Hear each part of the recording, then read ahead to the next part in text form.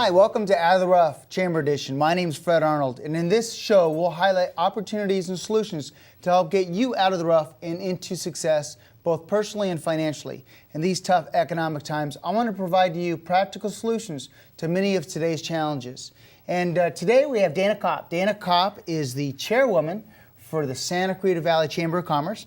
Dana, we introduced the Chamber edition of Out of the Rough. Welcome to the show. Thank you. Glad to be And here. there are some really hot issues going on right now with the Chamber of Commerce and with the city of Santa Clarita. And I say the city, but greater Santa Clarita Valley. If you're between the mountains, you're one of our family.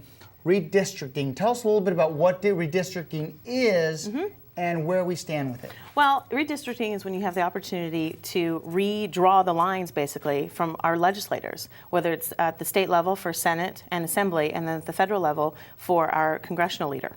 It also includes the supervisors and Board of Equalization, but mainly the big three are Congress, Senate, and Assembly. And it happens every 10 years. And this year is different because typically what they've done is it goes up to Sacramento or it goes to Washington and it goes in a room and people sit there and talk and argue and discuss why this line should be drawn here, there, everywhere. This year, what is happening is there's a commission, the State Redistricting Commission, that has been put together, and I believe it's 14 commissioners that represent a breadth of people across the state. They had something like 25,000 people apply. I was one of them. Yeah, to be part of this commission. Whittled it down to 14, and I would not want this job, but they go across the state and listen to the input of the constituents across the state. Yes. There's been a series of meetings that have gone on. You had the opportunity to go and kind of plead your case as to why you wanted, or your organization wanted, the lines drawn in a specific way. And the chamber, representing its membership, went and talked about what we would like to see. And the biggest thing we wanted to see was we need to keep the Santa Clarita Valley whole, as you call it, between the mountains. Because the city is the core, at the core of what that community is, but we're much more than just the city of Santa Clarita. The entire Santa Clarita Valley, there's businesses, residents. My husband owns a business in the city. We live outside of the city. Right. So, so it's my kids don't go to school in the city, but they play sports in the city. So there's a ton, it's back and forth. And in a lot of cases, you're almost hard-pressed to really find someone who knows, hey, where are the city boundaries? Am I in or out? Most people don't know. No. And so you're a Santa Claritan if you're, I think, between the mountains. Right. And we love all Santa Claritans, but we wanted to keep it whole when it came to voting, when it came to representing us both in DC and in Sacramento. Right. So I know that you testified at one of these hearings. Yes. And so far we're looking like we're relatively whole. Yeah, they've done the first blush, if you will, at the mapping. And there was some, in the congressional level, there was a couple of things that were a little bit off. They basically cut out the Old Town Newhall up through Old Orchard 1 and Old Orchard 2 and then rode right up through Lyons Avenue. Basically cutting our city almost in half. Yeah, where did they get that? But Valencia Hills is not. Yes. Right. So, or Meadows isn't. It's interesting how they do that, but we're working hard and keeping an eye on. Absolutely. Letters from the chamber, from our members, from businesses who are members, as well as personally going and testifying. Yeah, so we're really looking after, as a chamber board member, you as a citizen of the Santa Clarita Valley. Let's talk about the business owners, and this is something that's big to us. Redistricting. Well, I'm sorry, enterprise zones. Yes. Enterprise zones, really important. Absolutely, and this came up early in the year when they were talking about the budgeting, and enterprise zones became a real hot topic because it's a tax break to businesses, and California is not known for its helping out businesses a lot of times.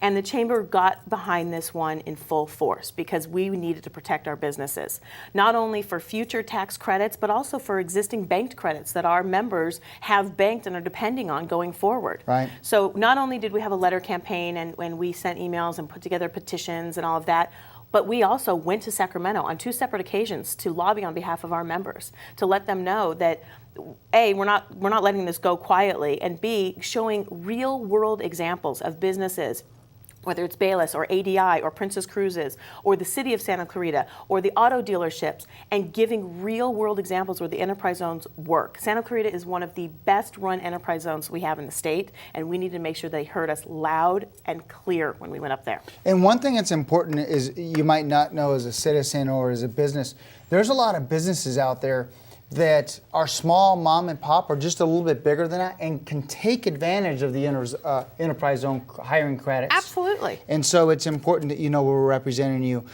We have a couple big events that come out a couple times a year. Actually, Right. we have the golf tournament we just had. We have Correct. that in the springtime.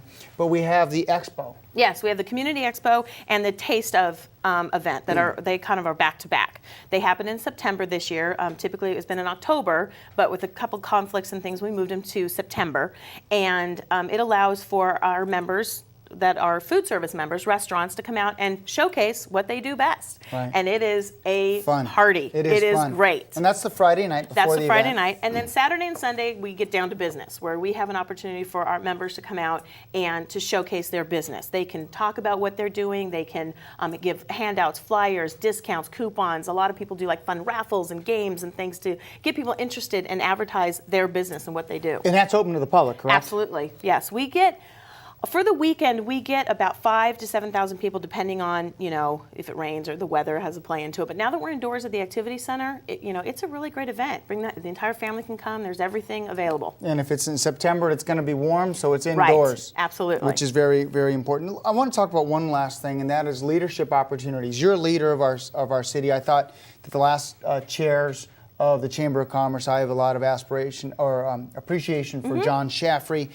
He really worked hard to really set the next 10 years for the Chamber. But there's a lot of leadership opportunities Absolutely. where you can get involved in your community, but also you can meet other business owners. Definitely. With like-minded. What are some of the leadership opportunities? Well, we have great committees at the Chamber. Some of the newer committees that people may or may not be aware of, we have a women's committee that's just starting up. We have our first meeting on next Friday, actually. And it's an opportunity for women entrepreneurs and women business owners to get together and talk about issues that they, might have in common. Another thing that we have is our president circle. It's an opportunity for members to come and meet one-on-one with our CEO and talk about things.